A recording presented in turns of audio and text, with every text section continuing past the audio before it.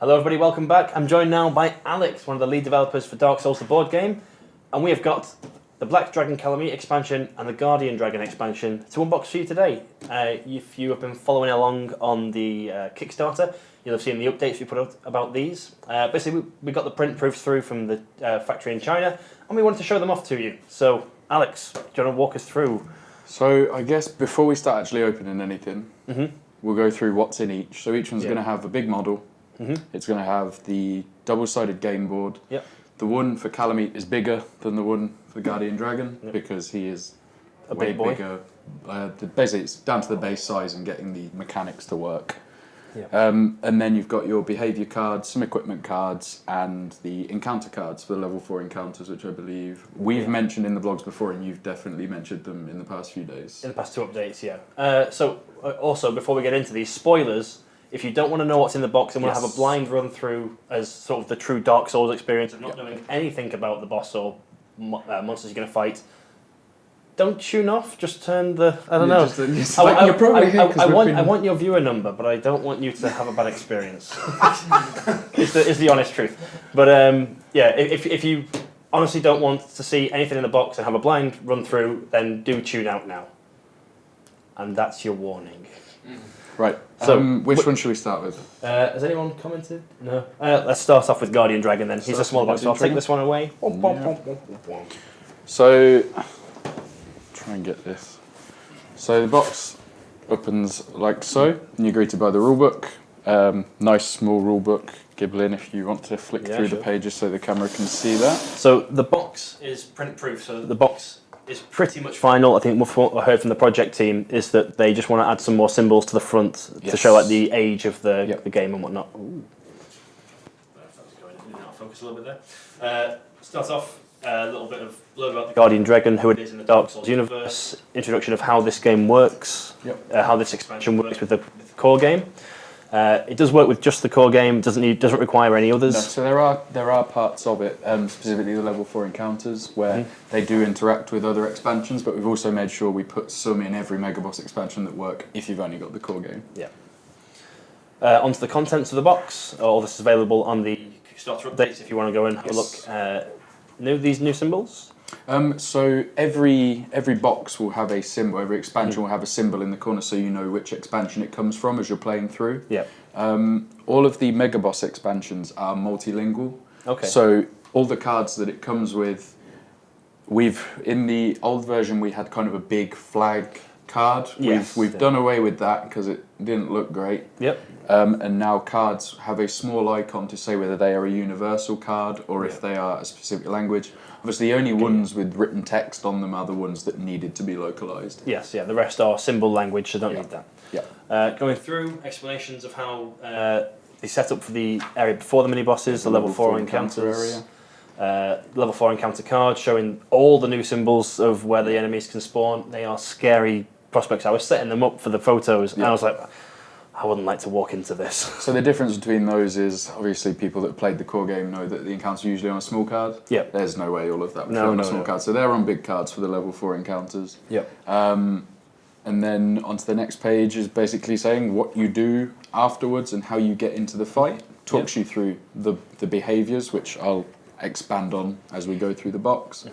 Goes through then the kind of starting and how you get through it into the custom game elements, so the bits that make him different to other bosses. Yeah.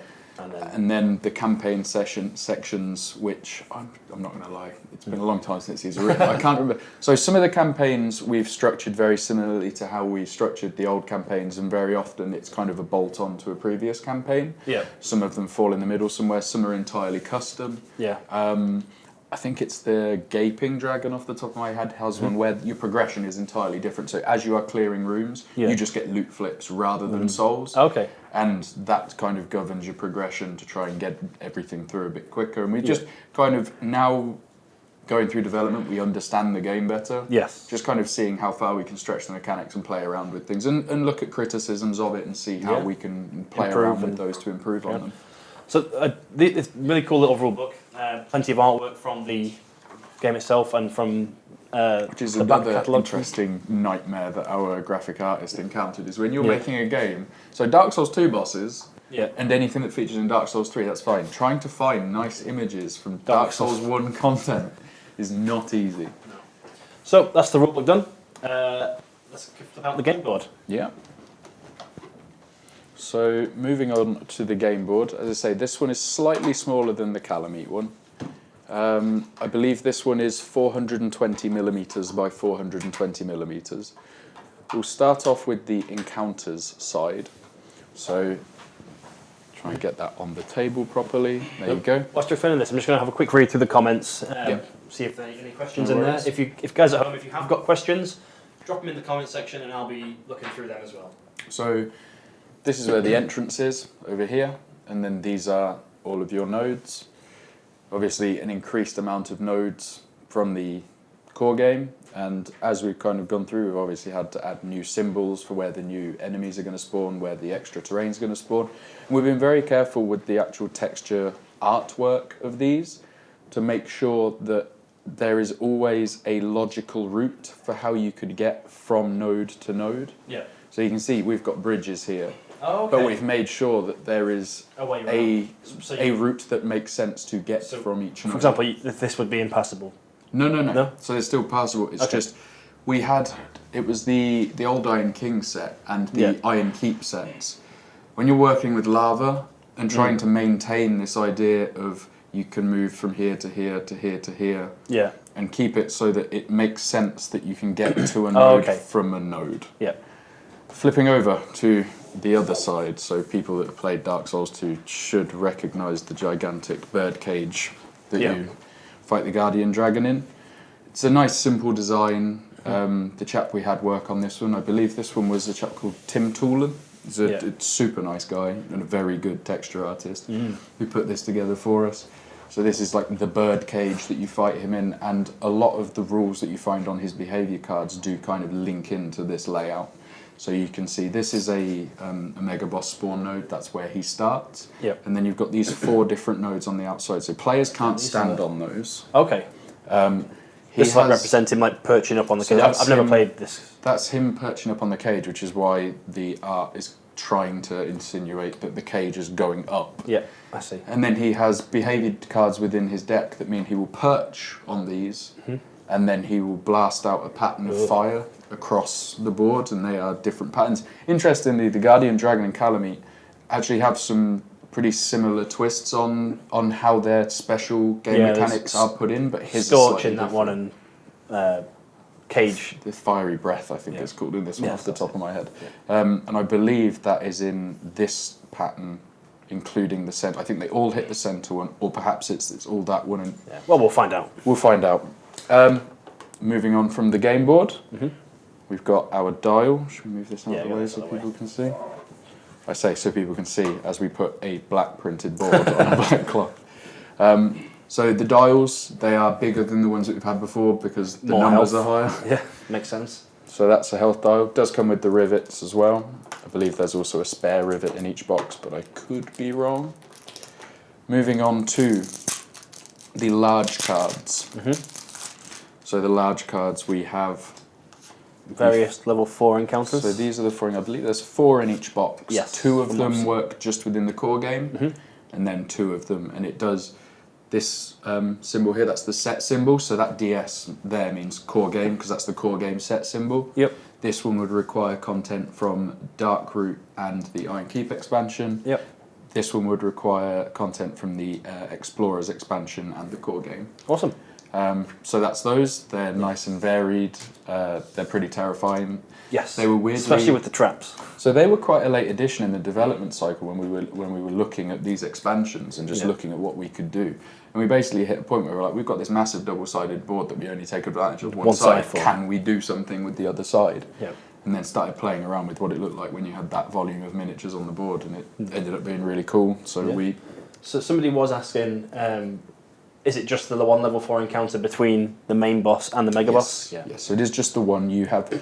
So you have to complete that level 4 encounter before you can go into the mega boss. Yeah. When you defeat the level 4 encounter, you gain 8 souls per player. So a full level. A full level up or a load of flips if you don't feel like you need levels. But once you've completed it, you flip the game board over, and then if you die, it would be straight from the bonfire straight into the mega boss. So you don't need to keep on flipping the board. There is no opportunity once you've killed that level 4 encounter. You are not getting any upgrades. You just you can't farm that level 4. Nope. Cool. All right, let's carry on. Then we've got a data card, which I will allow you to read through if you wish, and then these are the localized data cards. This is going to be the Guardian Dragon's stats, so 44 health, so a big chunk of health, but you'd hope that by this point you've got some good gear. Yeah. A deck of 5 behavior cards, has 3 physical resistance and 3 magical resistance, and 28 souls if you... No, heats up on 28. Heats up on 28, that's the one. Heats up at the 28. It's been a while. And has a special rule, Caged Beast. When the Guardian Dragon heats up, add both heat up cards to its behavior deck before shuffling. Yep. So his heat up cards mainly focus on his special ability, I believe. This is a peculiar unboxing for me because I'm supposed to be the master of Dark Souls, but so much of this was worked on a decent time ago. So this is one of his most interesting cards. We won't go through every behavior card. No, let's just pick out some that are interesting. So this behavior card here, I don't know how well the camera can pick that up. I'll hold it. Is that a bit better? So running across the symbols from left to right. Bunch of new symbols here. That one means he performs a flame breath attack, which would be drawing one of the cards from the Fiery Breath deck, of which there are 4, and they do all have the symbol for the Fiery Breath on the back, if you can see those. He will perform one of those, then he will move forward 2 and push anybody out the way. So he will land on one of those nodes in the corners that I pointed out. He will then move straight forward and show everyone out the way, and then he performs another behaviour immediately after doing that, which could be another Fiery Breath. Another one of these. Yeah. So he can chain those off and cause a pretty terrifying amount of damage if you get unfortunate enough. Unfortunate. So that's kind of, I think, all we need to show off card-wise for the large cards. I'm actually going to entirely skip the small cards because they're equipment cards, and I think people should have something to look forward to. Yeah. So let's take them away and make sure we hide them from the camera. Ooh. I bet people have already managed to see those in the crowd. Like, that's what that does. That's why it's got 3,000 orange dice. I'll let you get that out. I'm not going to be able to do that with one hand. Pass those over to you. So, little bag with rivets. There's 2 in there, so I think we get a spare. Yep. Trying to make this creak as little as possible, because I bet that'll sound... Oh, just go for it. Absolutely horrendous. Apologies, guys at home. So, we pop open the vacuum form tray, and they fall out, and I pass that over to Jamie. And then we have the boss in there. Big boy. There's the main body attached to the base, and then his wings, if you want to pop those in. Yeah, sure. The decision was made to make them clip fit. I'm going to...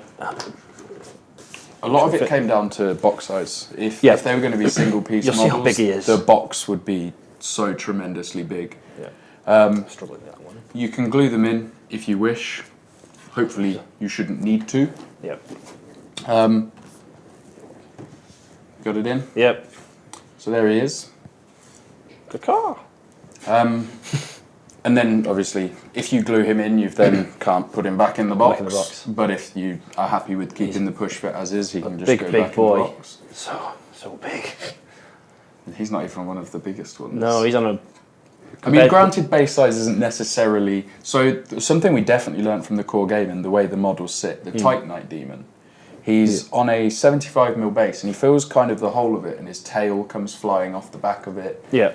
And it can be awkward when you're in that rear arc to get the placement correct. Yeah. So in terms of base size, we've definitely considered, like, what pose is the model in? Can you actually get other models underneath? And if easily not, does the base need to be bigger? And then the last bit, I guess, we can show off is just what the back of the box looks like, which is kind of just breaking down everything we've just shown you. So if we get over it, if you can go grab us one of the heroes from Ronan, the producer, we'll put him next to him so you can see just how big the scale is, because it might be quite hard to gauge scale right now. You can tell it's a big model, but I think when it stands in front of a hero or regular grunt, you really get the sense of scale if you've bought the core set. Thank you very much. So here we have the knight. And there he is. Oh, so tiny. Smaller than his head. Yeah. So yeah, you can see the vast difference in size there. Yeah. I'm super happy with how that. Well, I like personal opinion. I wasn't a huge fan of the model when I first saw it. I don't know if it's because I don't have a huge like amount of love for the model in the games. Sorry, the boss in the games. Yeah. But I really like how it came out. The faces got so much detail on it, and the scale also very detailed. Closer. Nah. Maybe. We'll leave it. Right. You've got the other one. I've got the other one this side. So we're going to keep this one over here so we can compare the two. Yep. And we'll have our little trusty knight over there as well. All right. So Black Dragon Calamity, definitely the bigger dragon of the two, and more fearsome in game. I've never to my failings as a community manager for this game, I've never actually completed any Dark Souls game, and really struggle. So generally speaking, any Dark Souls fan would tell you that the Guardian Dragon is naturally a boss. No, like he's very easy, and part of the challenge when we sort of came to developing the bosses was finding what is cool and unique about them. And a lot of the bosses that were chosen on the Kickstarter weren't necessarily chosen because they're fan favourites or because they're particularly terrifying in the game. It's just they had really cool mechanics that we could work with to make fun encounters out of them. Like Vort is another big example. He's one of my favourites in the board game. He's not a million miles away from a tutorial boss in Dark Souls 3. Like, he's not particularly hard, he's very predictable. But he has some really cool mechanics with him that were super exciting to work out. He operates on 2 separate decks now. He has a movement deck and an attack deck. I remember playtesting that with you. That was possibly one of the most fun. And just managing to really like bring out that unpredictable nature of him moving around and clubbing around. Trying to remember 2 decks as they go past each other was really a challenge. I love board games, and I love that whole memory thing of memorising the patterns so you can get the most optimal stuff. And trying to memorise 2 decks as they vary in different heights. One is 4 and one is 3 cards. It's so different combinations each time, And that's one of my outright favourite ones alongside with the 4 kings. But the Guardian Dragon was another good example of one where I initially looked at it and I was like, I know we put him on the list because we discussed cool mechanics. Which ones do we use? And then you watch the game, you watch videos of the fights, you play the fights yourself. And you're like, just trying to work out which one's the best one to represent it and the most fun in a board game format. It was actually a really fun process for a lot of the bosses that I personally don't like. Because I guess I didn't have so much of that, I love this guy, we have to make him exactly as he is in the game. You feel like you have a bit more freedom to start at, let's make a fun board game boss, then let's bring the Dark Souls back in. Right, let's crack this open. Without further ado. Because people are going to be waiting for this one. So, slightly bigger box. For those that are interested, I'll waffle a bit while I'm getting it open, and you can start showing the rule book. We've gone for some standardised sizes, or as close to standardised sizes as we can on the boxes. So I believe if the boss has a 150mm base, he will come in a box with this profile, but sometimes they're deeper, because we know that people like to stack boxes, so we tried to keep that in mind with the boxes. There's some that just wouldn't fit within the standardised size because of certain components of them. But generally speaking, we've tried to keep to a standardised size. So I'll go through, again, very much the same format, so if you've got one, you'll understand it and be able to learn these pretty quickly after each other. Within theory, once you understand the process of, we finished against a main boss, we're going into a level 4 encounter, you shouldn't really ever have to look at that bit again. Reference back. The other thing you might need to go to is the custom game. The custom game elements would be one that you'd These are really cool to bring additional things. I read through this today before the update went out, and I actually really like the Calamity condition in this one. So weirdly, in the video game, the Calamity condition, if you suffer it, you just take double damage.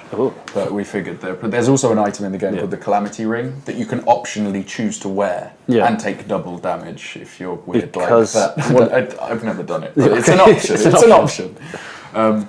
So that was actually a really hard one to work out what the right implementation of it was, because it's a big part of the fight. Not necessarily that, if you know what you're doing, you don't even necessarily get hit by it that often. It's the fear of getting hit by it and then having another hit. Even cage you, and then he does like his big swooping attacks and they half by you. Like, well, if I had Calamity, I would be dead now. So we can put that away. We don't need to go through this terribly here. So I legitimately don't know if this board's going to fit on this camera shot we've got here, but we'll give it a go. So these boards are gigantic. Ooh. So this is the level 4 encounter side. If we put it down this way. Nope. Oh no. That's the level 4 encounter side. So the easiest way to tell, because obviously some of these the artwork does need to be similar because of the area that you're representing. The easiest way to tell is if it's got 4 red nodes and 4 purple nodes, it's the level 4 encounter side. If it just has the 1 mega boss node, it's the mega boss side. Yeah. So a question: where do you enter in from a board like this? So on the one that we showed earlier, it had it has the steps. The steps. On these ones, there is a bleed border that follows around the edge that isn't on the entrances, and we've got rock. Yeah. So the rocks stop here, and the rocks stop here. So this is the entrance here. A thematic entrance, and this is the entrance here. Okay, awesome. So where the river runs. Yes. Yeah. Cool. So a very similar layout to the other one in terms of you will have your level 4 encounters in here. Yeah, forward, so we're not holding it off the edge. So some people may be thinking, why are there not more nodes on here? Because it's bigger. And that is a simple case of, if we take this chap who's on a 75mm base and pop him in the middle, you'll see that he has space between these nodes. Something we wanted to be very careful of was making it so that you could tell when a player was standing on a node and standing in an arc at range 0. Where the next one is.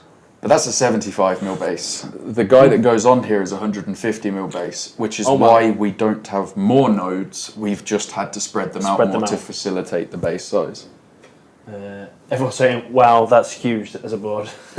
So we will flip it over. So again, hopefully, we put a lot of work, Tom specifically, our graphic artist, working alongside, I believe we had Ed Burrell and Tim Toolan working on all of these. Put so much time into trying to make sure that we faithfully recreate the areas that these encounters take place. There are points where it's a square board and it's a rectangular area where we've kind of had to come away from it, but we've tried to keep as many features as we could with like waterfalls. You enter via this ladder, like down into the gorge, and then it's just kind of a very basic actual texture on there because the place just has a basic texture. And sometimes it's one of the weirder parts of this project for me is when you see like the Calamity model and these textures. Well, I've only ever seen them in what these days is considered really low res. Yes, yeah. So when you see like a really nice high res render, it's super weird when you start to see that. Yeah. Then moving on to the other bits. Guys saying that the detail on the board's really nice and that they love that the ladder is there. Yeah. We tried to be as faithful as we could because we know that a lot of massive Dark Souls fan back this and it has a big following and they notice. Some people won't notice that and they won't care, and that's fine. But we like the fact that some people will be aware we had that attention to detail when we went through it. Again, I've never fought this fight. For me, that just shows me that that's the entrance into this map. But for, I guess, a Dark Souls fan, that you have to go down that ladder to initiate the boss fight. Yeah. Cool. He also has the... Is that going to show you? That shows fine now. So we've got the dials here, and then these are your tokens to mark the Calamity condition. Yep. So it does come with those. Awesome. Cards. Again, not showing small cards. Nope. If I hand you that. Stick that in. Take these treasure cards away so no one gets to see them as well. So, if we do the same with him, so that is the... So, Black Dragon Calamity only has 38 health, not 44 like the Guardian. Has 6 cards in his behaviour deck, has 4 physical resistance and 3 magical resistance, and heats up after 22. And his special ability is Calamity and Ruin. Calamity's behaviour deck always includes the Mark of Calamity and Hellfire Blast cards. Yep. So, we shall get those... We shall go through at least one of those. Okay. I won't bother with the level 4 encounter cards because we all know what they're all about. So going through, of course they're going to be right at the back. So that's the Mark of Calamity card. Yep. So doesn't move. There's 4 magical damage in front at range 1. Dodge required 2. What are these symbols? Sorry, I should show the camera. What's this symbol? That means that it is a card that starts in the deck. It's a card that is always in. So very often with the bosses, the way you've seen them previously, it's just the deck starts at this number. But when we have signature abilities that we want to be in the fight from the get-go... Find that symbol, make sure they're in. Find that symbol and make sure they're in there. So here's another one. So this is the Hellfire Blast card. which shows that he interacts with the other deck. Similar, Yep. I believe it's the same symbol as is on the Guardian Dragon. Will deal 5 magical damage, not leaving him a weak arc. Ugh. And then he will just turn to face whoever the target is. So when he heats up, a slightly harder hitting version of that is added. Yeah. And then I shall go over his party piece, which are his Fiery Ruin cards. So I'll only show 1 or 2 here, just so people can get an idea of what's going on and try and face the right way up. So in terms of these cards, all these nodes here represent nodes on this board. Yeah. He basically flies up off the board, hits all of those nodes with fire damage, with magic damage, sorry, which does the amount of damage shown on that card. Yeah, on Hellfire. And then he will land on the node which has the D-pad on it. They are the landing nodes. So in this example, say he was standing over here. Should we get the Guardian Dragon as a We use him as our proxy. So say he was standing over here, and then you drew that card, and then we drew this card.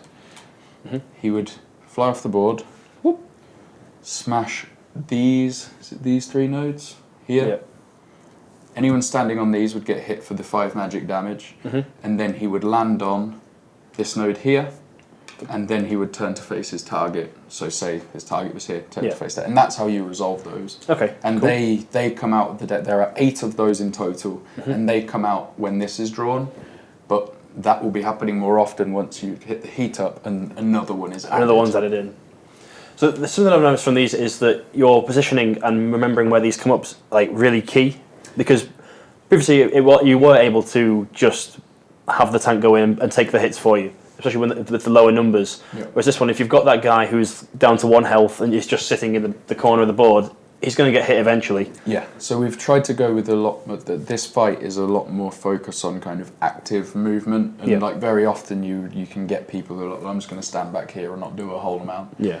But it's a bit more of a, I don't want to say like a rush down fight, but it does have a good pace to it, because you know they can be coming out at any point, but then you need to think about when he's going to heat up, because then they become more likely. More frequent. So once you get the heat up, you sort of want to, then you do really just want to rush down, because you don't want to have multiples of these hitting you back after back. And here's another interesting one where I believe, and again it has been a while since I looked at a lot of these, I believe he has a decent amount of physical damaging attacks. So, also, as I say, guys in chat saying how on earth does a party of 4 survive against this? By this point, you've beaten a main boss and have a truck full of souls. You should have some good gear by now. Yeah. So these were play tested an awful lot upon varying levels of gear. It's not as hard as we haven't. In terms of the game and the way the system works and the dice system and the gear, it isn't just a case of mega bosses hit harder and have more health. In most cases they do have more health because you as a group have better weapons. Yes. But there is kind of a limit on how much damage we can have things do. Yeah, we'll say people in chat were saying earlier that the double damage from Calamity would have probably been impossible to implement in game, because you can't scale that to somebody who is struggling on gear. Yeah. Because if you suddenly get double damage, you just would outright die. Yes. I think we've avoided bringing out the model for long enough. Have we padded for long enough? We have. Is the crowd getting ruly? Yeah, let's give them what they want. Or unruly? They're settling down. Yes. Finally they're settling down. Look at this! It's massive! And there's his wings. Whoa.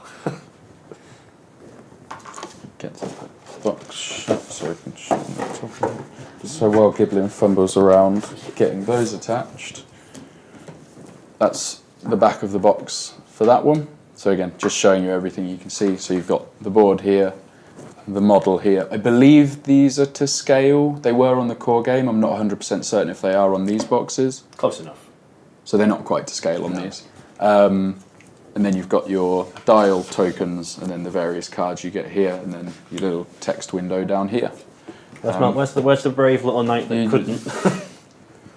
So you can see trying to here, solo one of these. so that's a good example there. If we pop him on the center node, you've got the good example there of trying to make sure that we had enough gap between a node and here, so that you can tell when someone is. It's more important on these ones than the ones directly here. If we bring it here, because his entire body was blocking the poor little knight there. But you can see there that there is a decent distance, so he is definitely not standing on these nodes. I mean, if you really want to be certain, you can even And you can just throw them. I mean, the base is big enough. So big.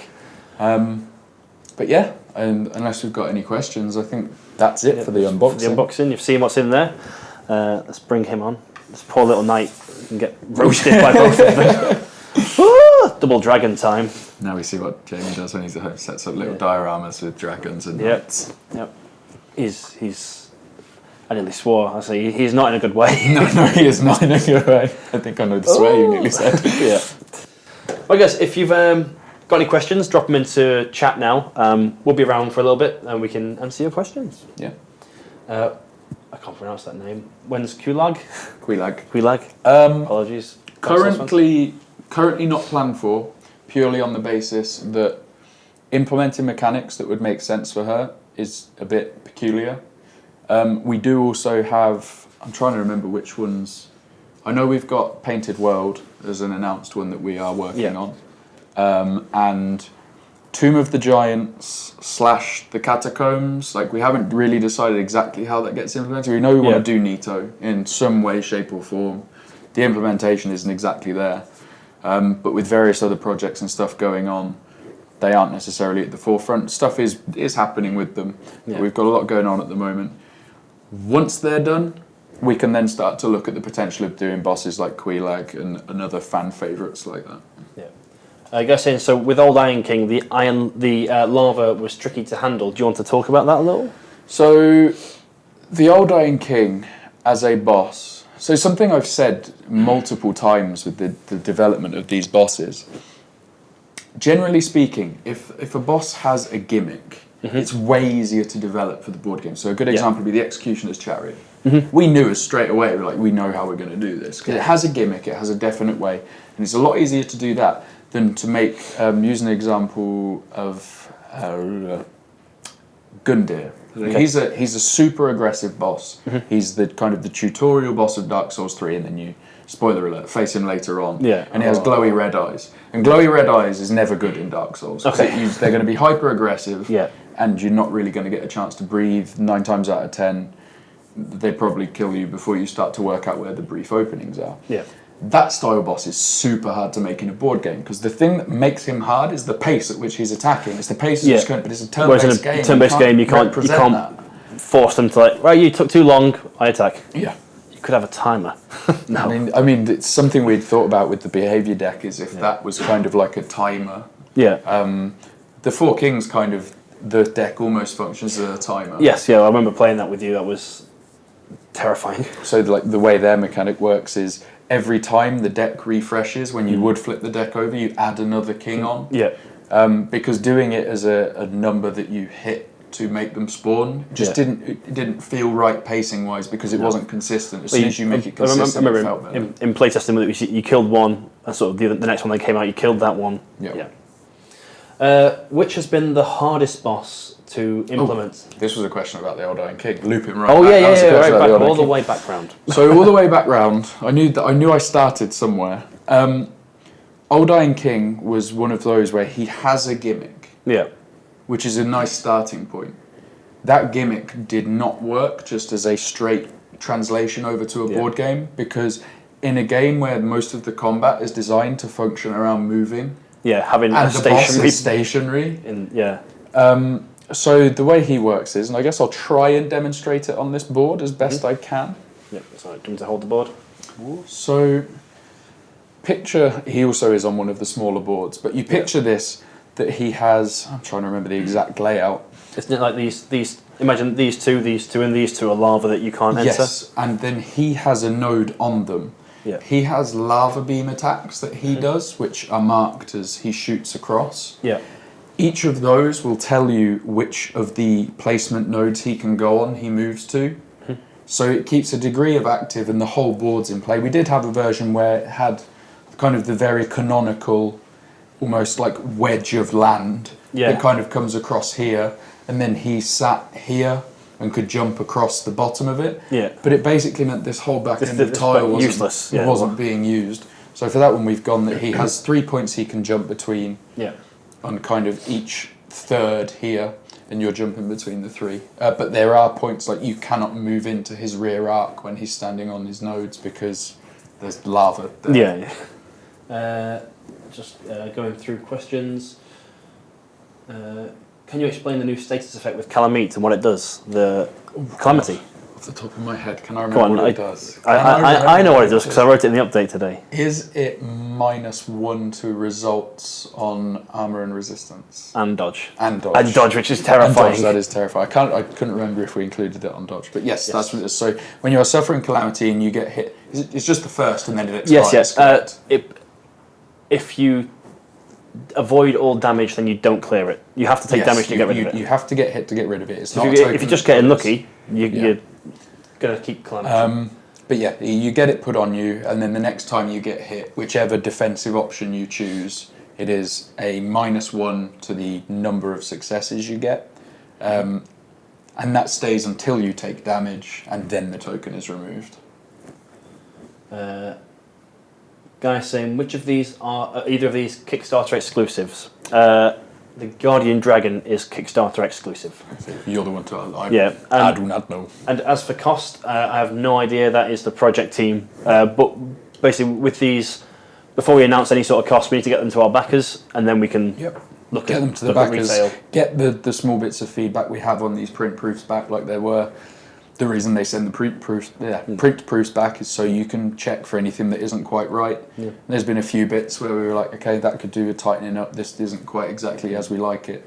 So there's still a bit of work there to do, and then that'll be over to the project team and the production team, I guess, to decide how these get rolled out. But as you correctly say, they're going to the backers first, and then we'll work out what's going on from there afterwards. So for those of you at home watching and sort of looking for inside information on this, Alex developed the game like a year ago, and I am community manager handling the game as it is now. We don't have that foresight of what everything's going to be. Someone asked during the card gameplay, they asked this earlier, but it wasn't answered. Do we have an expected fulfillment date on the card game? Touch wood, the full shipment's arriving either today or tomorrow with the warehouse, and then they're basically just going to work overtime to get it out, so it should be arriving this month with you. And I'm correct in saying that we are personally handling the fulfillment. Yes, we're doing everything with that one, so it's all in-house. So we've got full control on that one.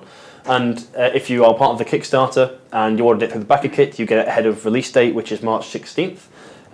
It's I think £35 pre-order or your regional equivalent, and expect a Kickstarter update as soon as they are in the warehouse, or probably tomorrow, hopefully. That box is super nice. It's such a good game. So much fun. Anything major that we can expect to change from the print proof? I can show an example of something that will be changing from the print proof. Board, because it's just on the end. That is the best one. So this is the sort of the level that you guys at home. It's probably very interesting to people who are interested in board games. So this was something that I had a look at these. And essentially it comes in, so just I guess to talk through how production of these boards work. I'm just going to get this box out of the way so it's not in my face. So the way these boards are produced, you have your standard board that will then have the cuts and splits in there. The factory that we get them done by also put a reinforcing strip along any fold line to reinforce the board on that fold, because obviously it's just bare cardboard on edges like this. So they are both just bare cardboard edges, but they do have a reinforcing strip on the inside of the hinge, so that they don't just come fall away apart with wear over and tear. time. Yeah. And then once those reinforcing strips are in place, they then lay the sheet with the artwork over, which has small cuts in it here, and then it folds over, wrap around. Obviously it's glued and folds over and wraps around, and then a second sheet is stuck on top of the bit that folds over. To make it so you can't tell a bit's folded over into it. And something that I'd spotted, I'll try and work out the best angle to get this. You can see that pretty clearly there if I just bring it up a bit. So here we can see where the artwork wraps around. So they are the steps. They're the steps from the boss side. You can see how the artwork wraps around where that is. But this should be fading into black, so we now need to go back, and that isn't an error of the factory, that's an error of ours where we haven't got the bleed going deep enough. So our graphics guy will go back in, get the measurements of exactly how large these sheets are, and then he will black that out there, so that this side of the board is presented just as cleanly as the other one. And it is things that are that minor that you need to check for, because that impacts how professional the product looks. And I'm sure, I mean, I could be wrong, but I don't know how many people would necessarily notice that. Would even notice it, or even care. They'd be like, oh, okay, the board's wrapped a little bit. But it's, you know, it's important for just how professional the product looks, that, you know, it looks as good as possible. Yeah. Other really minor things, if you bring back up that box, one of the ones that they said they immediately want to Which do, box? Either box will do, it's the same for either one, is that on this print box they've not got the age. So now I believe it's about here. This is the Bandai Namco licensing seal. Yep. And next to that we will have the age, playtime, and number of players. Yep. Which isn't on there currently, so that will be added on. And it may seem like these things are so, like, how did you not spot these? Yeah. But it's so easy to overlook them until you have them, like, physically in front of you. And you're like, oh, you kind of run down your checklist, like, oh, well, that's definitely there. Is it? Where is it? Oh, we left it off. But yeah, it's small things like that slip through the cracks, but if they that way then went to market without us spotting it, it'd be like, oh, God, come on. Yeah. But, so, we've caught it, hooray. So fingers crossed, we have a lot of eagle-eyed people working here. The production and project teams are both fantastic, and fingers crossed, as long as they come through, keep ticking through at the rate they are, we'll catch everything. Like the big time when it is often you will find mistakes slip through the net is if all of a sudden, so say all 7 bosses print proof had come in at the same time, and then China will say, you know, Chinese New Year's coming up, and they'll be like, get us any feedback by Friday and we can get these in production. If you don't, it's after Chinese New Year. Which is a whole month delay. So then you have a massive time pressure, and that's when you stop noticing things. But fortunately, they've been very good with us sending them through in time for us to get them in a steady flow so that we can go through them as precisely as we can to make sure we catch everything. So that was anything major that we can expect to change from the print proofs. So they expect that these can only be done after taking on a mini, then the main boss. Yes. You couldn't just sort of jump straight into them. You couldn't unless you continued to use a tracking sheet from a previous campaign you've done, and you have one of the bosses that continues on from that. I believe Calamity continues on from the base campaign. One of the basic campaigns in the core rulebook. I believe our hope, DC and myself, will be to be putting out some blogs with kind of some alternate play formats. So something we did at SteamCon, both US and UK last year, was something we called the Anno Londo Showdown, which I know is a terrible name. But we gave players specific gear, specific equipment. It's all like challenges. We intentionally made it challenging, and the challenge was who can do the most damage to these guys. It was mathematically possible to kill them, but not mathematically likely. And I'd like to do that sort of thing with the mega bosses as we put them out, just have alternate things, so that if you have a shorter game night but you want to play with your new toy, we give you some gear setups that you can go at it. Maybe even a few gear setups, like should be a big challenge with this. This one's middle of the road, who knows how it will go. You should do it with this.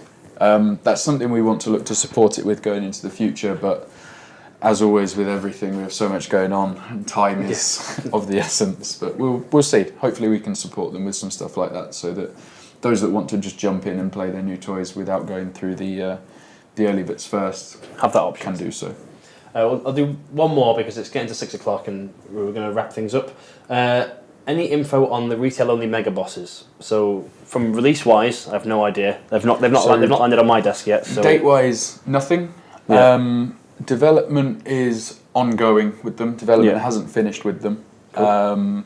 Some of them are closer to being finished than others. I believe the one we found the most difficult so far is Manus, because he's the thing that we want to be his like hook. Isn't. It just isn't. No, it's nice. We've got multiple ways of getting it in. We're trying to find the best. Like we've got a lot of the numbers locked down. Basically, with Manus, it is try and find it. He has he has AOE attacks where essentially he throws them out and they kind of loop around. So they are AOEs that kind of come in and then loop up him. So the safe place would be standing at range 0 when he does those Right, AoEs. okay, I get you. Because they loop up before they'd hit him. And trying to find a good way of showing... Representing that within what we've got, without necessarily having to make up some new bits. But Executioner's Chariot, as far as I'm aware, is done. Yeah. Last Giant is relatively certain done, if not done, like very late playtesting. Yeah. And then Manus is in playtesting, just trying to work that ability out. I think that went on a little quicker than I expected, so we'll squeeze one more in. Have you tried playtesting with impassable terrain? So someone asked, like, on this board, could from here to here, that looks like a jump to him. Have you tried just playing that without that move being possible? We've tried playing around with impassable movement in multiple occasions. It works. Yeah. Until it doesn't. It's writing it that's the problem. It's trying to write the rules so that it is very understandable of when there is impassable terrain there and how that impacts behaviours. So say for example, we use this example here. There is a player standing here, there is an enemy standing here, and there is a player standing over here. So that would be move 1, move 2, move 3, whereas that would be move 1, move 2. So it kind of hits a point where the time of the encounters takes significantly longer to make sure that you're actually targeting the right person each time you go through. It's something we want to keep looking at because we do have instances of singular node impassable terrain. Yeah, from the But it's once it starts to stretch across 2, it does start to make the kind of the behaviours a bit more complicated than we'd like. The way around it is often... we almost hard code in that you don't ever have an enemy that doesn't just target the aggro on one that has impassable terrain, so then it's obvious who they always go towards. But that's a bit dull if you're then at a point... I can also imagine trying to balance that. Let's say it was just a standard board. Trying to balance that across every encounter then becomes an absolute pain. Because let's say you've just got one of the hulking hollows. You're stood here playing 1v1. He's there. If you've got a range 1 weapon, he's never going to... We've already had some kind of... I guess hitches of questions where we're trying to avoid in encounters that you would have gravestone next to barrel. Yes, because that is essentially what you're describing is your impassable terrain, and that causes a bit of weirdness when it crops up. Yeah, and I think implementing that as a core rule when it comes up on the odd occasion is a bit peculiar. Is something we want to look at, but I'm not 100% sold on whether the implementation is necessarily right. All right, I think that is that's it for us tonight. I hope you guys at home have enjoyed the experience of us unboxing these print proofs. Again, they're not finalised, so things may change, although it's unlikely graphically to change, or the models, because they're made. That would be terrible right now. And hope if you've been with us from the start, you enjoyed the card game. That is out on March 16th, and if you backed it via Kickstarter, you should be getting it very soon. Thank you, Alex, for joining us. Thank you very much. And we shall see you guys next week for some Guild Ball, I believe. Maybe. It changes.